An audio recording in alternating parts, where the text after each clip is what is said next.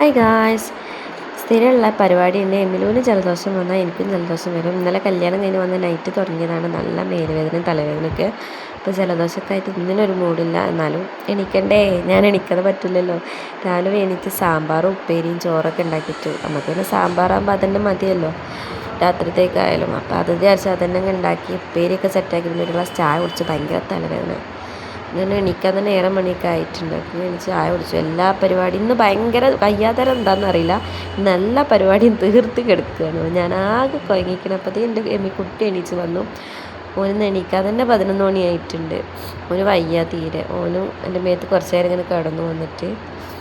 സാധാരണ തള്ളാർക്ക് വന്നല്ലാണ് കുട്ടിക്ക് വരാം. ഇത് അവൻ എന്ത് വരുന്നു അതിൻ്റെ ബേക്കിൽ അത് എനിക്കും വരും.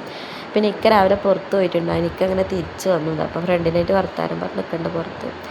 അതും കണ്ട് എൻ്റെ കുട്ടി അവിടെ കുത്തിരിക്കട്ടെ നോക്കിയിട്ട് എന്താ പട പരിപാടിയെന്ന്. അപ്പോൾ ഇപ്പോഴത്തെ വീഡിയോ ഇത്രയേ ഉള്ളൂ. ഇനി അടുത്ത വീഡിയോ